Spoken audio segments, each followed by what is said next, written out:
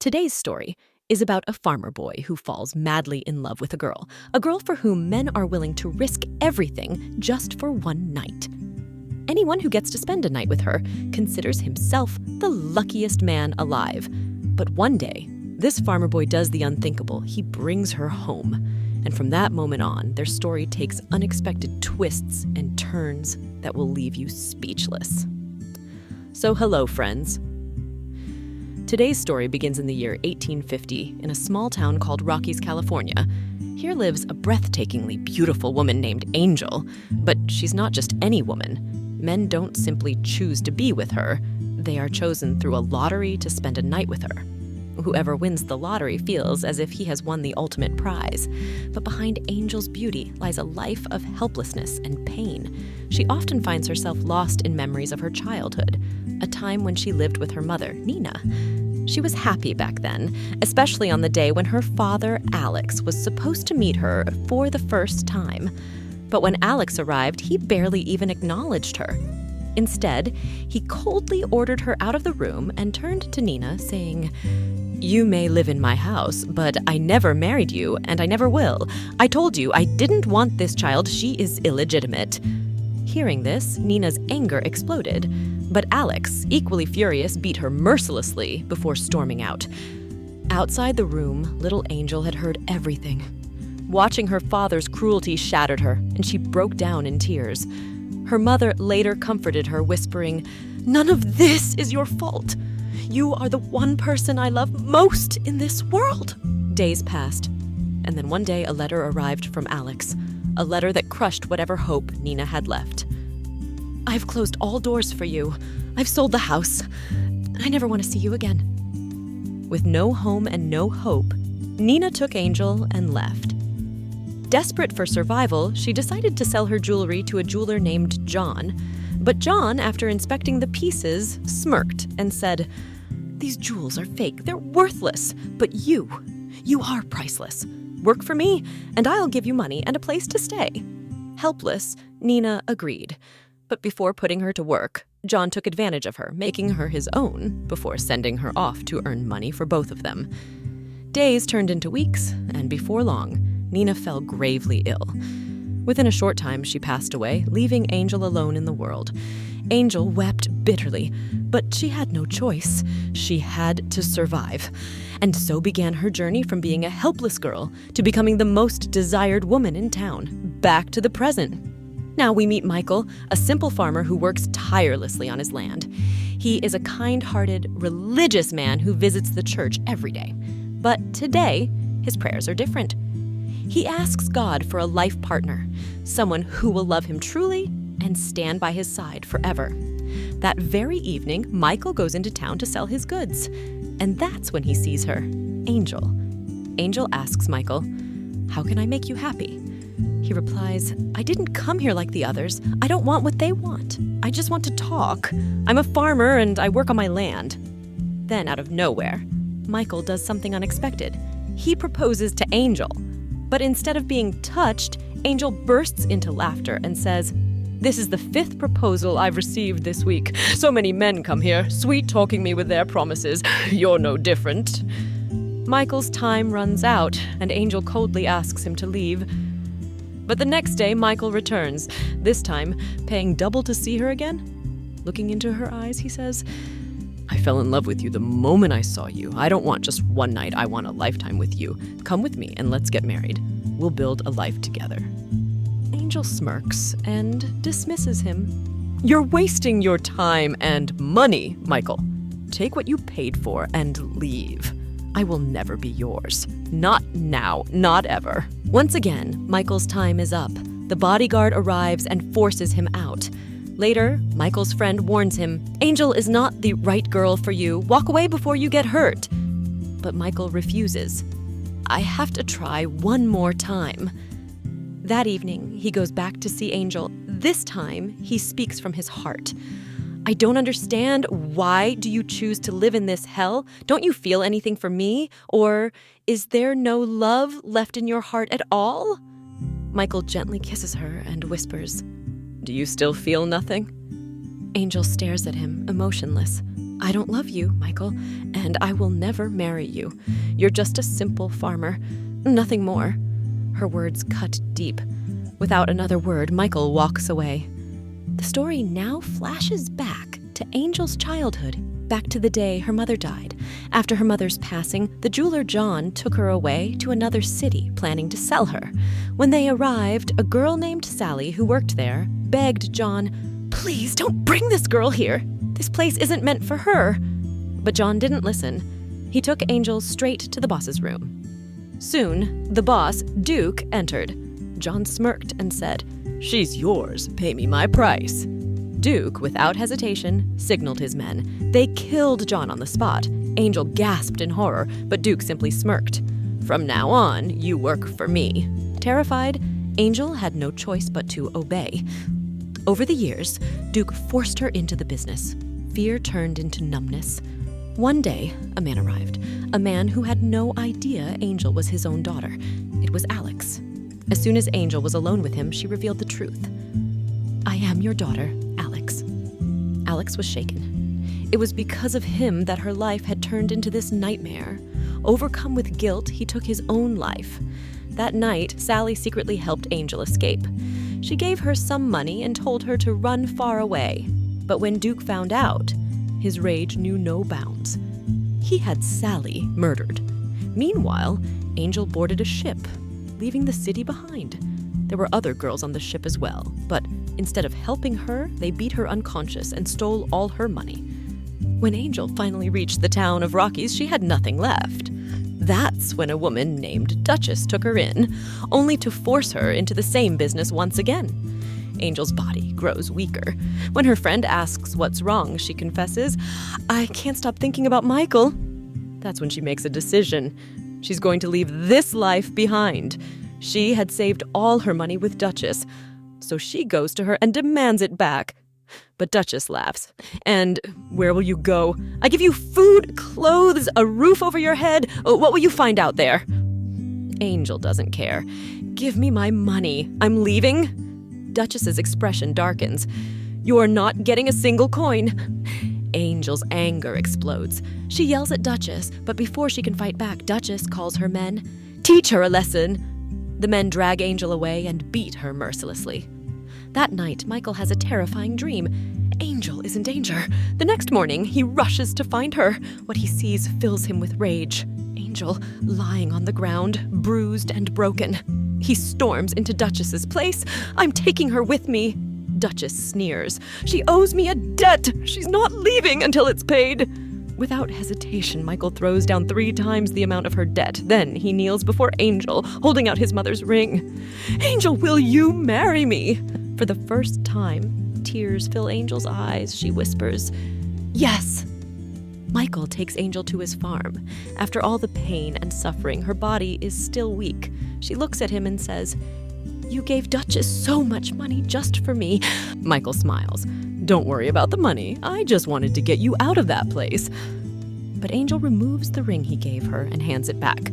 "Once I recover, I'll repay all your debts and leave. I won't marry you just to become a slave." Michael chuckles. "Marriage isn't slavery, Angel."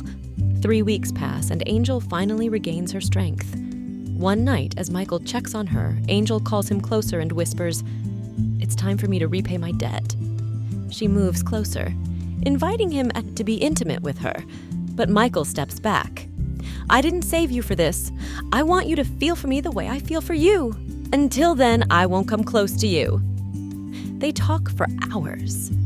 The next morning, Angel approaches Michael while he's working. "I can't be your wife, but I can work with you on this farm." Michael agrees, and over the next few days, he teaches her how to gather eggs, raise chickens, fish, and take care of the land. Slowly, Angel starts enjoying the simple, peaceful life. One night, Michael wakes Angel up. "Come with me. I want to show you something." Angel, still sleepy, frowns. "Where are we going? It's almost morning." Michael leads her up a hill where they watch the sunrise together. "This is the kind of life I want to give you, full of color, beauty, and freedom." Angel's voice drops to a whisper. "If you knew even half of my past, you would hate me." Michael looks at her, his eyes full of understanding.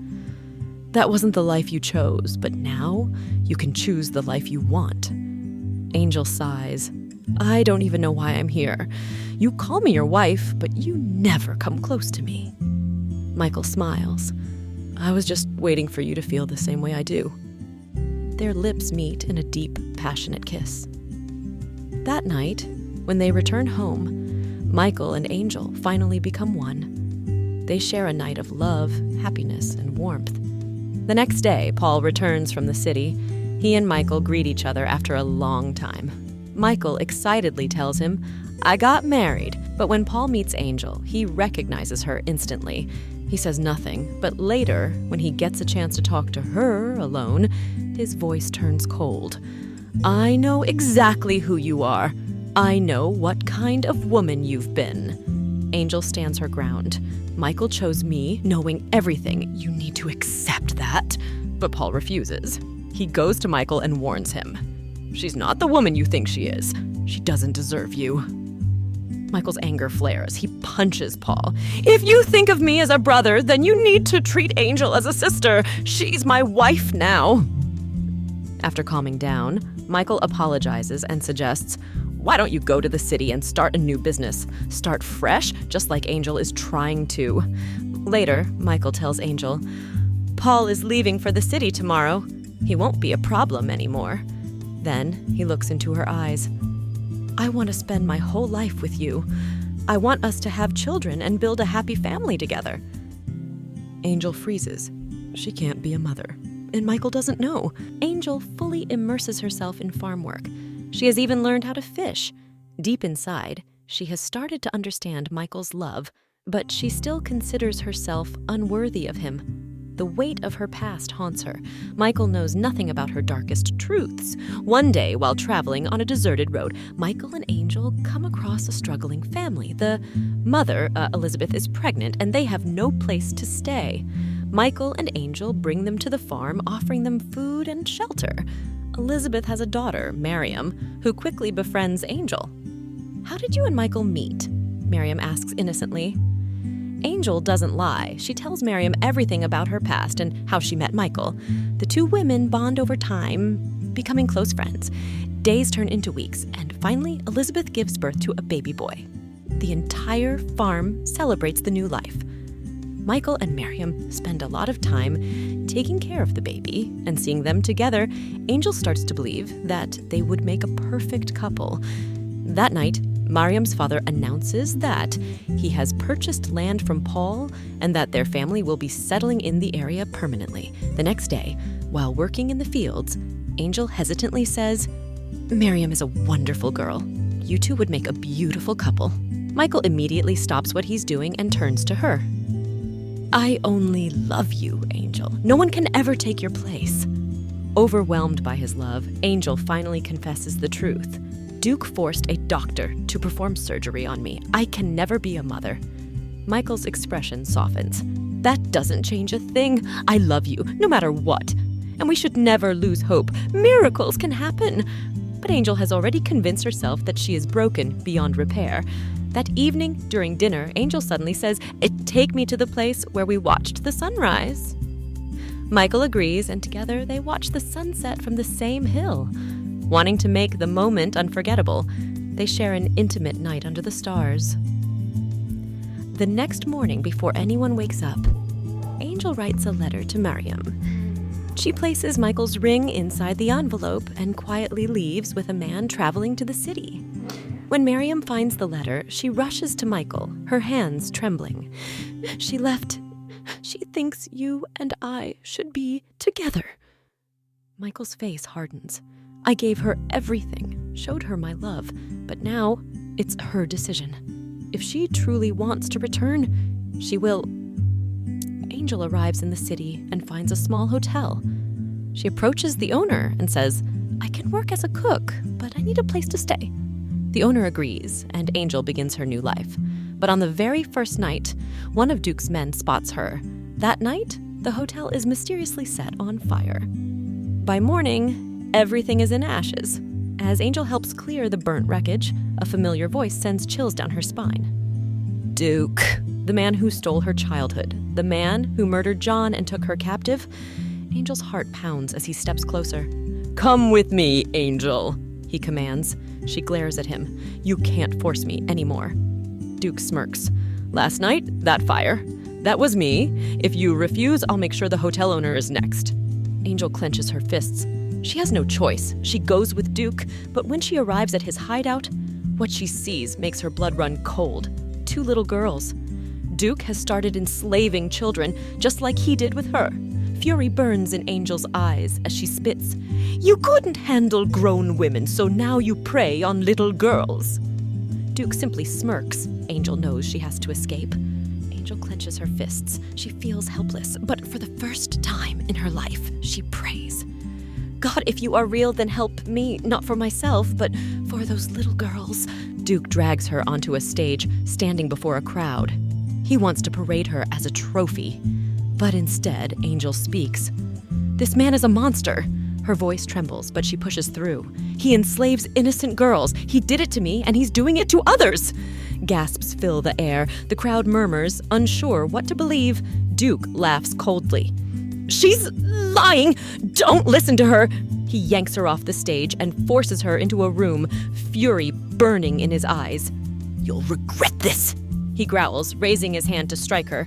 But before he can, a man from the crowd rushes in and tackles him to the ground. "I've had enough of your cruelty," the man shouts. Angel doesn't waste a second. She runs to the locked room where the 2 little girls are being held. "Come with me," she whispers, grabbing their hands. She bursts out of the building, the girls clinging to her. The crowd sees them. And the truth finally sinks in. People turn against Duke, their faces contorted with rage. And that day, justice is served. 3 years later, Paul walks through a bustling city when he suddenly stops. His eyes widen. Angel. She walks past him, unaware of his presence. He follows her to a large school. Curious, he steps inside. When Angel finally sees him, she smiles. Paul's voice is filled with disbelief. "What is this place? What are you doing here?" Angel looks around with pride. "This is a school for girls. Girls who, like me, want a fresh start in life." Paul is stunned. He never imagined this. "You built this?" She nods. "I wanted to make sure no girl ever feels as lost as I once did." Paul smiles, genuinely impressed. But then his expression softens. "Michael never stopped waiting for you." Angel's breath catches. "Mariam is my wife now. We're expecting a child." Angel exhales in relief. She had always believed Mariam and Michael belonged together. But Paul shakes his head. "Michael only ever saw Mariam as a sister. His heart has always belonged to you." Angel's eyes fill with unshed tears. Paul gently places a hand on her shoulder. "I'm leaving at 4. If you want, you can come with me." Michael is working in the fields when he feels someone watching him. He turns, and there she is. Angel stands before him, her heart pounding. "My real name is Sarah," she whispers. "I've never told anyone that before." Michael steps closer, his eyes never leaving hers. "I came back to say that I love you," Angel says. "I'm sorry for everything, for leaving, for hurting you." Michael gently lifts her chin. "All those hardships led us to this moment, and I wouldn't change a thing." He takes out a ring, his mother's ring. He had kept it safe, waiting for the right moment, and now he places it on Angel's finger. "Welcome home," he whispers. Their lips meet in a kiss that seals their journey, their love, and their forever. Years later.